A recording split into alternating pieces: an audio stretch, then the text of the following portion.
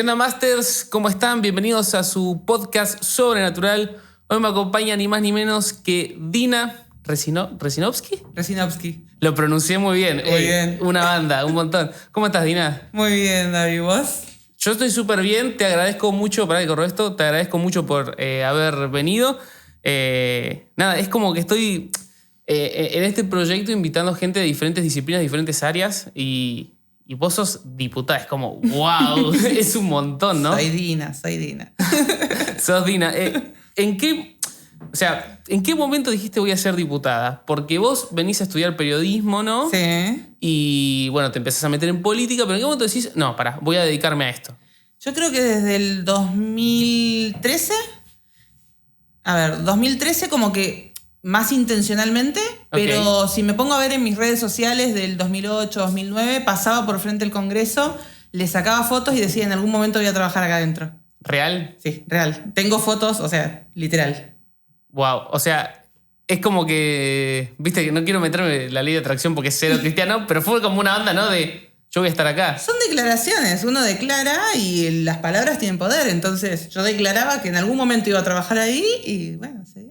Qué locura, qué locura. Igual nos estamos adelantando el tiempo. Lo primero que debo preguntarte, porque este es un podcast que nos escucha mucha gente cristiana, es ¿cómo fue ser hija de pastores? Pues son una raza especial ustedes. Son como únicos en el mundo. ¿Cómo lo viviste vos? Soy parte del conjunto, del colectivo de hijos de pastores.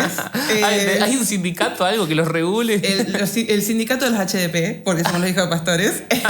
¿Sabés que creo que le cambiaron el nombre a HDM, hijo de ministro, porque sonaba feo? Sí. Nosotros con un grupo de amigos, hijos de pastores, cuando éramos más chicos, hacíamos un poco de chiste ahí con respecto a eso.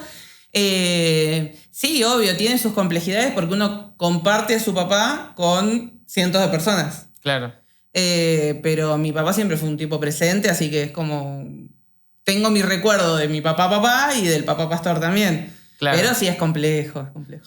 ¿No sentías tipo como esa presión de que sos la hija del pastor y como que todos te miran? Para nada, al contrario. Siempre yo era como la hincha. De chiquitita era muy inquieta.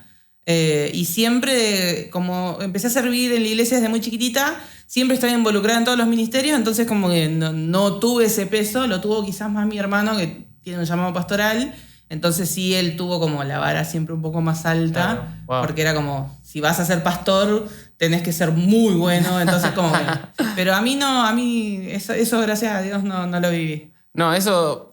Te lo preguntaba porque, así como decías tu hermano, creo que a un montón de gente le pasa, ¿viste? Como esa presión de tener que ver. Y vos ahora también estás en un lugar donde nada que ver, pero tenés un montón de visibilidad de alguna manera. Entonces, qué sé yo, ¿viste? A veces uno de chico no sabe dónde va a terminar. Yo no sé si vos te pensás a los 34 estar en el Senado, ¿no? En la Cámara de Diputados. O sea, ¿era ahí donde querías apuntar tu vida? Un poquito más alto también. Eso te iba a preguntar. Me gusta porque me la estás llevando la charla. Tenés 34, Dina. Sí. ¿Vas a dedicarle toda tu vida a esto? O sea, ¿querés dedicarte a la política? Mientras Dios me lo pida, sí. Okay. Yo creo que lo mejor siempre es decirle a Dios dónde querés que te sirva y si es acá, es acá y si es en otro lugar, será en otro lugar. Pero si vamos a lo que por ahí a mí me gustaría, y sí, yo en la escuela, por ejemplo, en quinto año, en una materia nos dijeron cómo nos veíamos en el futuro y yo dije presidenta, se me rieron todos mis compañeros. Wow. Pero hace un tiempito atrás, cuando empecé en política, uno me escribió por Facebook y me dijo, tan errada no estabas. Es como que estás avanzando. Y mirá quién te dice, fuera de broma, ¿te gustaría ahora seguir pensando eso? Ahora que soy consciente del rol del presidente, no. Es como un montón, ¿no? Es como que no, es mucha responsabilidad y aparte... Lamentablemente en los países de Latinoamérica lo que hay es una visión de los presidentes que no termina siendo la persona que tiene poder. Es como que todo el tiempo tenés que estar haciendo cosas que te piden distintos sectores, entonces no terminas gobernando. Claro, es como que más gestionás un poco, sos el pivot. Todo, como que tendrías una especie de última palabra, pero no es que podés hacer todo lo que te gustaría hacer como presidente. Porque hay intereses en el medio, porque tenés que responderle a todos los sectores y es muy difícil. Y Argentina más compleja que todas. Argentina siempre da la nota, ¿no? En esas cosas. En eso sí. ¿Sabés que desde afuera siempre se ve o se dice, se comenta que la política es como algo corrupto, ¿viste? Como algo sucio. ¿Vos que estás adentro, es tan así o es más como una apreciación?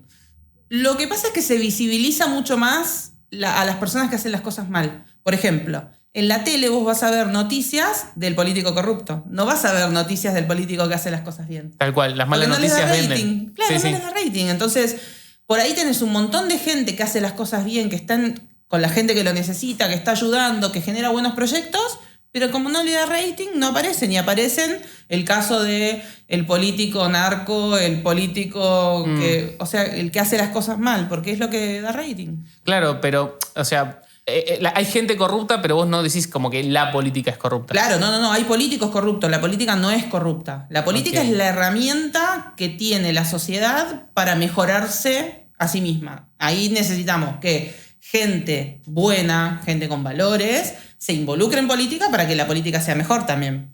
Claro, ¿no? Es como en la iglesia siempre está esta visión también de no, la política es algo sucio y corrupto, y bueno, pues si nunca nadie se mete, claro, es como tipo... Porque ahí está lo que es esta teoría del espacio vacío, del agujero. Los agujeros que hay se llenan en algún momento. Entonces, si un cristiano no está ocupando un lugar que debería estar ocupando, lo va a ocupar otra persona, y probablemente una persona con la que no compartamos valores o que piense distinto a nosotros en muchas cosas. Y bueno, así es como cuando se van saliendo leyes malas, cuando todo va yendo hacia un lugar peor. Entonces, yo siempre digo que las personas que tenemos la vocación de servir a Dios a través de la política, que se metan, porque si no, los lugares en los que no estamos no se quedan vacíos, se ocupan. Tremendo. Tremendo. Y creo que es algo que está muy en boga ahora, que hace poco salió la serie esta de Netflix del Reino. Ay, la cara que me puso Dina, me vuelvo loco. Pero creo que más allá de que... Si meternos en profundidad en la serie, de que... Creo que trata de reflejar como eso de qué pasaría si los evangélicos se meterían a fondo en política, como pasó en Brasil y demás. Y yo tengo la percepción de que no existe tal cosa como el voto evangélico. No, como, no existe. Tipo, no es como que todos vamos a seguir. De hecho, hay diferentes partidos dentro de la iglesia, gente que piensa diferente, ¿no? Yo creo que el voto evangélico vendría a ser como el viejo de la bolsa. Es como un cuco que quieren hacer creer que existe, pero no existe. El voto evangélico como tal no existe. Se vio reflejado en el 2019. Ganó un presidente abortista porque hubo un montón de evangélicos que lo votaron. Sí. Porque si somos el 15% de la población y el presidente llegó a tener un 51% de los votos, entonces quiere decir que... Tal cual. Bueno, pero ahí también entra como el tema o la complejidad de bueno, creo que de todo lo que está en la lista, creo que había uno, que era como mi centurión, que estaba como firmemente en contra, entonces hubiésemos votado todo a él. Pero llegó a tener un 2% de voto, entonces también ahí decís... Claro. O sea, como, no existe. Es como, en serio, es como el viejo de la bolsa. Es un mito, es algo que por ahí uno usa, pero que en realidad no existe el voto evangélico, ¿no? No existe. Claro. Igual, de todas maneras, hay un montón de cosas que están atrás metidas, como, bueno, el asunto de iglesia-estado, iglesia-estado, asuntos separados, que es una frase que te quiero preguntar, porque yo particularmente... Ya sé. ¿Por qué te reís? ¿Por lo de la Constitución? ¿Lo que dije? Tengo un par de cosas. Te voy a preguntar ahora. Cuando dijiste eso, ¿no? Que si tanto le molesta a Dios de la Constitución lo saquen. ¿Lo habías pensado o fluyó en el momento? No, lo tenía escrito, lo pensé. El tema es que, como en todo, son muy organizados los que están con toda esta ideología de género y todo. Tipo los trolls, decís, ese tipo. Porque tergiversan todo. Si uno escucha el discurso y lo que yo decía, estaba hablando de que no solo en la Constitución argentina, sino en todas las constituciones que se basan en la ley, en la fe judeocristiana. Si vos tenés una constitución como la nuestra que habla de no matar, de no robar, te suena a los mandamientos. Claro. Entonces, vos querés sacar a Dios de la Constitución, tenés que hacer la Constitución de vuelta. Porque... Y después vos decís, ¿y qué ponemos en la Constitución? Y bueno, pero el no robar, no matar, viene de la fe judeocristiana. Entonces... Ok. O sea, no hay forma de sacar a Dios de la Constitución. Entiendo. Igual mi pregunta no iba como a esa frase, aunque la tiraste y estuvo muy copada, porque después, tipo, te prometo, me pasó algo re loco que busqué en Google Dina Resinovsky y lo primero que me apareció fue Adán y Eva. Y dije, ¿qué? Porque fue un meme que hicieron en ese momento. Claro, pero vos nunca dijiste eso. Nunca dije. Es un meme que se viralizó y la gente cree que yo realmente dije eso, que hablé de los dinosaurios. Sí. No pasó jamás. Es que literal, yo creo que la gente lo busca como para comprobar si verdaderamente dijiste eso, porque es como por eso se hace trending, ¿entendés? Claro, pero no lo dije. fue un usuario en Twitter que quiso hacer un chiste con eso, hizo un meme que se viralizó porque la gente no escucha los discursos. Tal cual. Y bueno, y quedó como que yo dije eso, ¿no? Pero para nada. No, pero fue, para los que no saben, que era un tweet que decía, si Adán y Eva nos hubiesen abortado no existiríamos y vivirían los dinosaurios, una cosa así como... Sí, una cosa muy bizarra. Demasiado bizarro, pero bueno, es internet y es un poco lo que toca. En ese momento del debate igual como que volaban palos, insultos para todos lados. Sí. Y a vos te tocó de cerca en varias áreas. ¿Cómo manejaste ese momento de hate? Porque eras como la evangélica... Sí. De la cámara, ¿no? Lo que pasa es que también viene de 2 años antes, cuando en el 2018, por el debate del 2018, yo fui una persona muy activa en redes, en hablar con los diputados y senadores, en la calle, como que me visibilicé mucho. Entonces como que ya esperaban que yo era una militante que llegaba al Congreso y como que estaban esperando. De hecho, en el momento que me toca hablar a mí, por lo general cuando hablan los diputados están todos hablando. Del otro lado, o sea, como vos le hablás a la cámara porque no te están escuchando los otros diputados. Claro. Es una falta de respeto total, pero pasa con algunos diputados en particular igual, ¿no? Es como... que todos se ponen silencio y te escuchan. Okay. Y cuando yo empecé a hablar, me estaban escuchando todos los del frente y me estaban haciendo caras. Okay. Diputadas verdes del oficialismo estaban, cuando yo decía algo, me decían... Claro. Como, no. Y por eso yo en un momento le digo, sí, le digo. Wow. Y bueno, una mezcla de cosas. Había escuchado unos minutos antes de cuánta plata le estaban ofreciendo a algunos diputados para que cambien el voto, esas cosas. ¿Eso fue real? ¿Tipo circulaba eso? Sí. ¿A vos no te quisieron comprar? Porque este tema es incomprable. No, aparte si me decían algo, yo salía a denunciar peor todavía y decía quién era la persona. Claro. Pero sí, eso sí.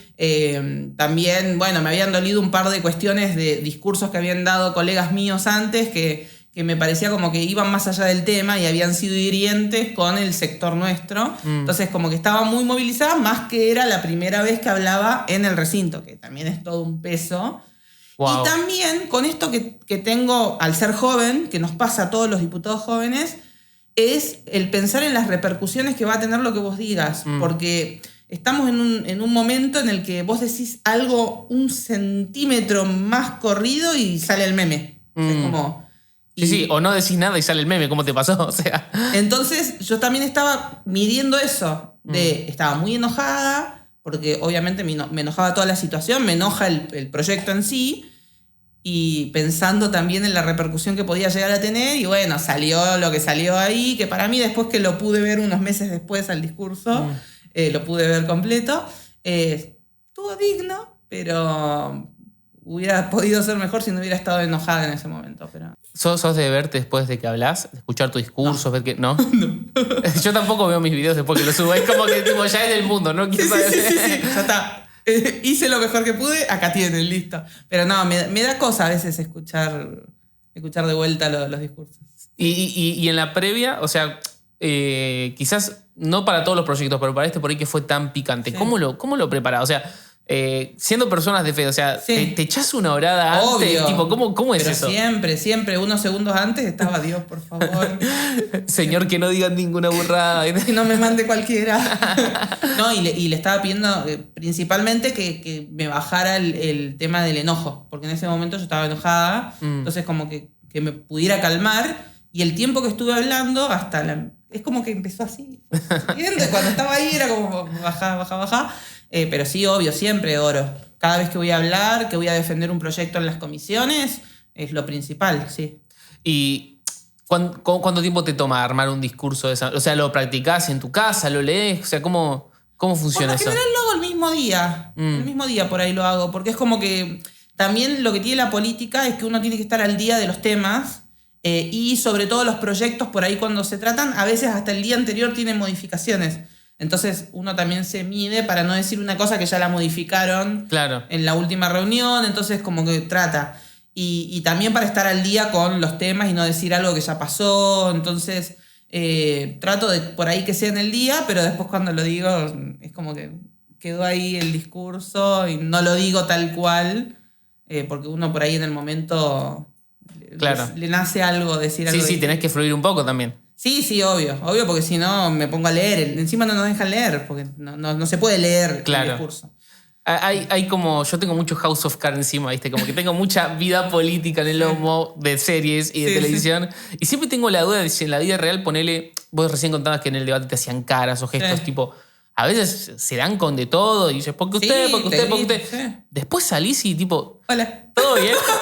Tipo, eso pasa, o sea. Lo que pasa es que hay que ver los tipos de político, porque está el que se lo toma personal al tema y cuando te dice las cosas después se cruzan y no se miran, no se saludan, no nada. ¿Qué pasa? Ok.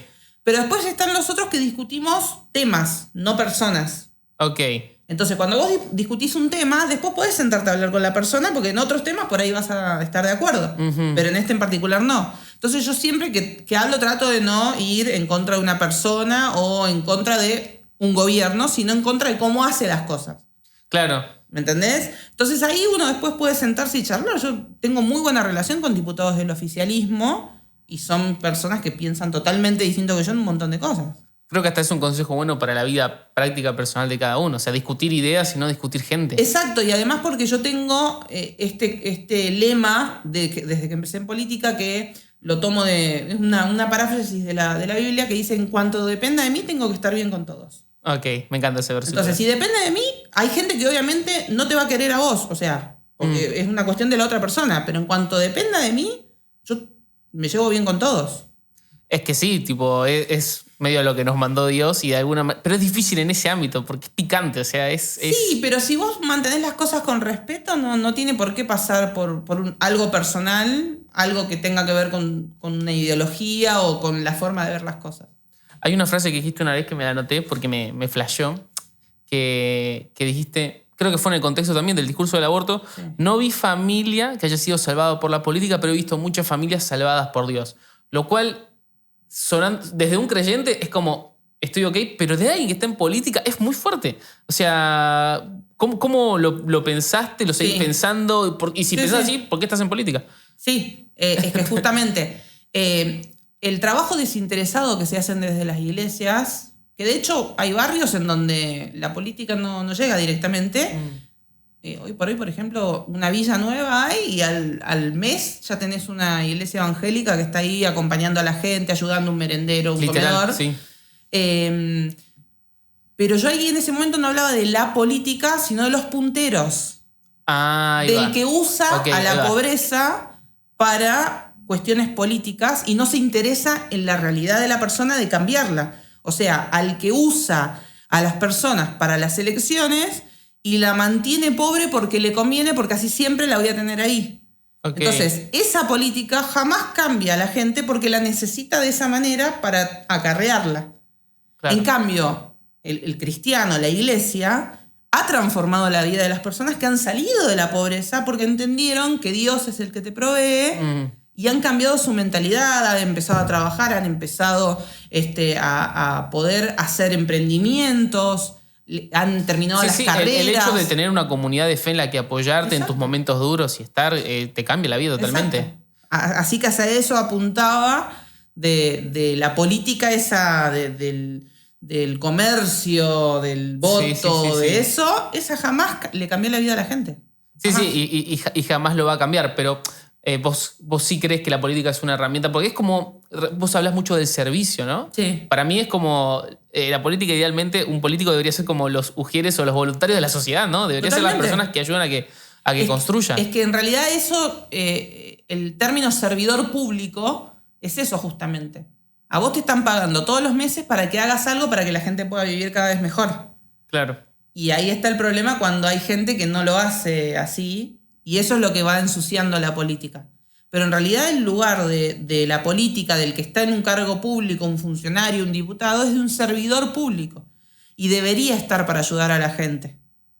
Entonces yo creo que como cristiana, yo trabajé mucho al lado de mis viejos porque mi papá y mi mamá tienen un pastorado de estar mucho con la gente. No es una gran iglesia, es una iglesia... O olor a oveja, como se dice, ¿no? Claro, exacto. Mi viejo durante muchos años fue capellán de la cárcel de La Rioja y nosotros lo acompañábamos con mi hermano.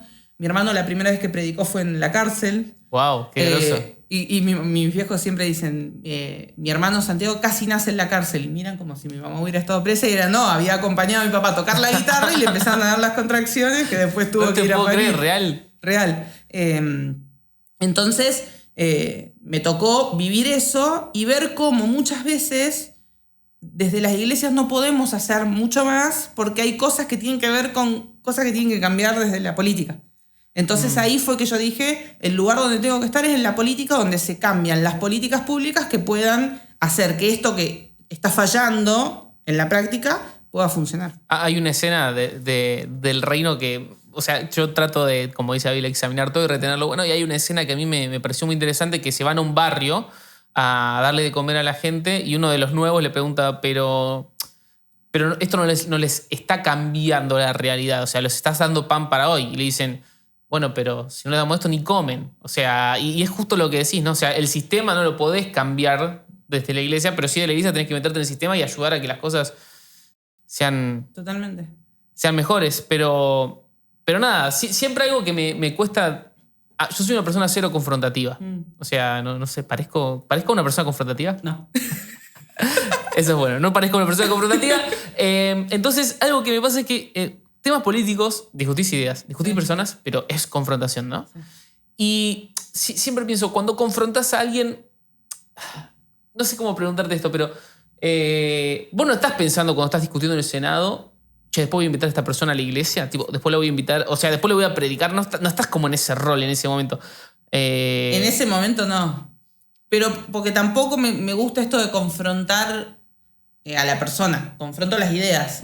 Y después sí, si veo que esa confrontación que tuve puede haber generado en la otra persona que diga, ay, me cae mal o ay, tal cosa, voy y le digo, che, tomamos un café, podemos hablar, ¿qué te parece? Como para que vean que no es algo personal, sino que simplemente que tengo una forma distinta de ver las cosas que está planteando, pero que no quiero tener un problema con la persona.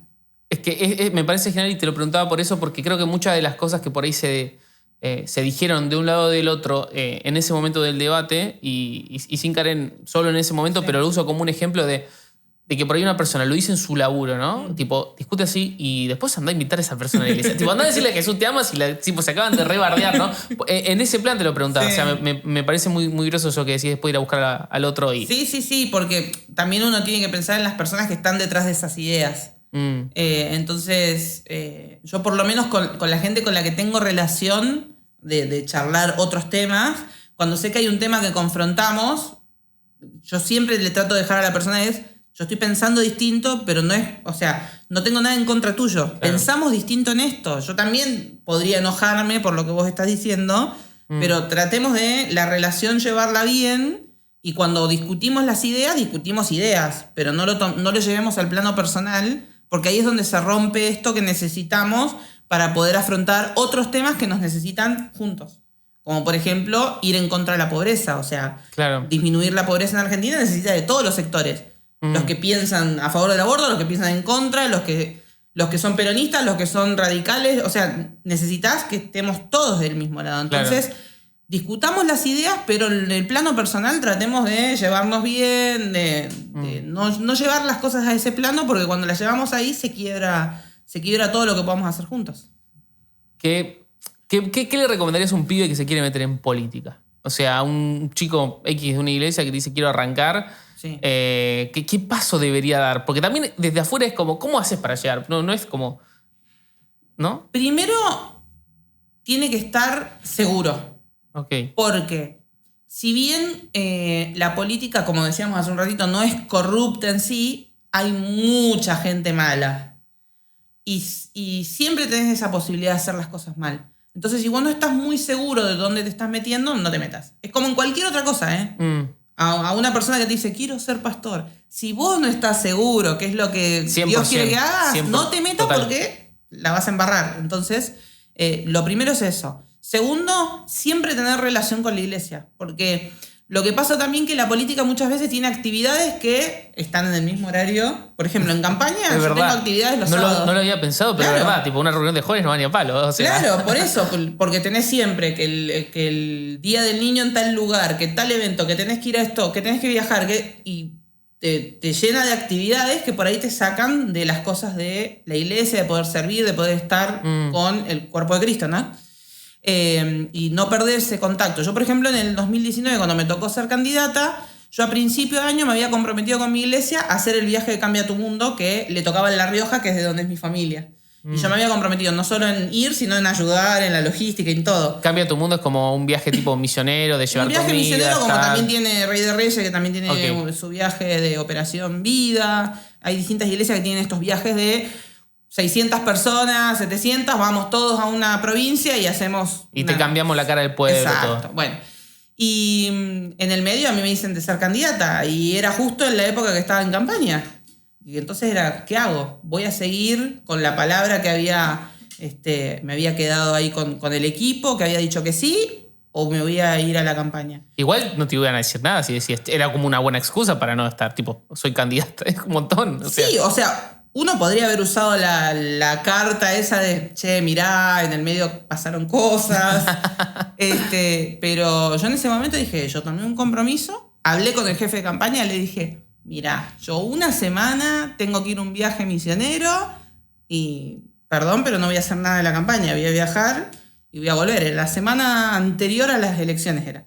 Wow. Y me fui, estuve, serví, acompañé, una locura total, todo allá, y volví a hacer campaña. ¿Pero por qué? Porque uno también prioriza las cosas de Dios. No podés dejar todo para irte a la política, como tampoco podés dejar todo si, por ejemplo, te vas a dedicar a la medicina y vas a decir, bueno, a partir de ahora voy a hacer todo en la medicina, o un jugador de fútbol.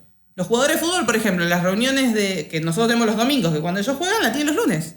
Claro. Porque es la manera que tienen de poder congregarse también. Entonces, sí, es como un trabajo más en ese sentido, claro, pero tenés que organizarte. Exacto, sí. No dejar de congregarse, la Biblia lo dice, seguir teniendo vínculo con la iglesia y, lo más importante, tener un grupo de contención que ore por vos. Porque en la política hay muchos dardos de afuera, de adentro, o sea, de la misma iglesia que también te pega. Claro. Y es muy necesario tener ese apoyo espiritual en oración. Tenés que hacerte como una especie de callito, ¿no? Porque si son muchos dardos... Sí, bueno. llega un... Pero vos sabés que cuando Dios es el que te pone en el lugar, Él te da las herramientas para que esas cosas que te dolerían en otra situación, si yo me pongo a pensar muchos años atrás, si me llegaba a pasar algo de las cosas que me pasan ahora, yo estaría mal, llorando, todo. Pero es como que no me afectan porque Dios me da las herramientas para que no me afecten como debería. Wow, qué zarpado. Creo que tiraste un par de consejos muy buenos, pero retomo algo que no te pude preguntar porque nos fuimos después. Igual me encanta tipo charlar y irme, pero cuando te dije iglesia, Estado, asuntos separados, ¿por qué te lo decía? Porque yo sí creo que por ahí cuando el Estado no es laico, tipo en plan, no sé, el Vaticano hace 400 años o cuando aplican la Sharia musulmana en países árabes, no está bueno. No. Y en ese sentido sí suscribo, pero no termino de entender cómo manejar la atención de hasta dónde nos metemos, cómo nos metemos y con qué rol. Desde ese lado preguntaba, pues yo creo que con la consigna en un principio vos podés estar de acuerdo, pero igual hay que meterse cómo nos metemos. Sí, a ver, yo creo que lo que hablan cuando te dicen de iglesia, Estado, asuntos separados es porque quieren primero sacar la palabra de Dios de la Constitución, segundo, el financiamiento que tienen la Iglesia Católica principalmente, pero yo ahí pregunto, si no fuera por la Iglesia Católica y la Evangélica en su momento, ¿cuántas cosas de las que hoy tenemos no existirían? Si vos te pones a pensar, la educación en Argentina, ¿gracias a quién llegó? Los primeros docentes fueron traídos de Estados Unidos, que eran docentes protestantes. Sí, la educación era religiosa en un principio. Por eso, entonces, como un montón de cosas que hubiera pasado si no se hubiera involucrado en su momento la Iglesia Católica y la Evangélica después. ¿Qué hubiera pasado? Yo entiendo el tema de que muchos digan que en pos del dinero que se le aporta, se toman atribuciones después para lo que piensa la persona que piensa distinto a nosotros, de adoctrinar a la gente. Pero si la Iglesia Católica y las evangélicas no trabajaran socialmente como lo hacen, el Estado tendría muchísima más tarea que hacer que la que tiene hoy para hacer. Porque hoy la contención que tienen los sectores más vulnerables lo tienen gracias a Cáritas, gracias a las iglesias evangélicas que trabajan, a los comedores merenderos, y ahí el Estado es un socio fundamental, porque si no, no daría abasto para poder trabajar. Sí. Quizás si fueses Noruega, que no te... Claro, ahí sí, obvio, pero en Argentina es hoy... comprarte un problema. Sí, si hoy uno saca el aporte que le hacen para que puedan estar comedores, merenderos y todo eso, se quedan literalmente en la lona. Hay mucha gente que se quedaría fuera del sistema por no tener ese acompañamiento. Dijiste que te propusieron ser candidata, no fue como que vos te postulaste. ¿Cómo fue ese momento, te acordás? Loco. Yo volvía de vacaciones, 2-3 días después de que volvía, me llaman por teléfono, mi pastor, que ya lo entrevistaste, me dijiste, me llaman por teléfono y me dicen, mirá, Dina, surgió esto, existe la posibilidad de que seas candidata a diputada, necesitan hablar con vos. Otro pastor, que había hablado con el presidente Macri. Y ahí fue, hablé, me dijeron, eso fue en febrero, y hasta junio fue no saber si sí o si no. Para. ¿Viste cómo dice Pandino? Vos me estás, o sea... Volvemos al 2018, debate de aborto, el rol que tenemos las iglesias evangélicas en la lucha en contra del aborto, Obelisco, más de 500.000 de personas. En su momento hay un pastor que tiene muy buena relación con el expresidente Macri, y en su momento Macri le pide, decime si tenés candidatos evangélicos para tener en las listas. Dice, decime, yo quiero tener buena relación con las iglesias. Y en su momento le dice, déjame que lo consulto con mi jefe. Ahí va. Claro. Y ahí fue que habló con mi pastor para preguntarle si él tenía a alguien, y él dice, esta Dina, que está dentro del PRO hace 10 años casi. Claro. Y era como la lógica, yo venía desde el 2000... Sí, vos ya militabas en ese partido, claro, o sea, del 2012 no eras un outsider. vengo desde el 2012, yo en su momento fui coordinadora nacional de la juventud del PRO, a nivel nacional. Fui la secretaria de comunicación también, o sea, venía trabajando ya en el partido y era lo lógico que pudiera ser candidata. Igual mi grito de pará fue porque si en febrero te dijeron que era una posibilidad y te confirmaron en junio, yo me muero, Dina. O sea, ¿cómo viviste esos 4 o 5 meses? Tipo, yo no sé qué hubiese hecho. Yo tampoco sé cómo hice. No, pero es que aparte yo soy full ansioso. Sí, o sea, sí. pero mal, me vuelvo loco. Sí, no, y aparte imagínate que en lo que es la política hoy te dicen algo y mañana puede ser algo totalmente distinto. Yo encima tenía la posibilidad de ser en la ciudad de Buenos Aires porque nací en la ciudad de Buenos Aires y vivo hace ya 10 años, 11 años. O podía ser en La Rioja, en donde tengo domicilio, donde vive mi familia. O sea, podía ser en cualquiera de los dos lugares. Entonces era en ese momento. La Rioja, Buenos Aires, La Rioja, Buenos Aires. Pero eso lo elegías vos, ¿no? No. Era como, tenía 2 chances. Era como que podía ser en cualquiera de los dos lugares. Y yo lo que le dije a Dios fue, si tiene que ser, va a ser porque vos querés. Cuando me llaman para decirme que sí, que tenía que ir a firmar la candidatura y me dicen que era el 8º lugar, el 8º lugar en la ciudad de Buenos Aires siempre es como el último. Sí. El último que tenés chance de meter. Y era como, bueno, puede ser como puede no ser.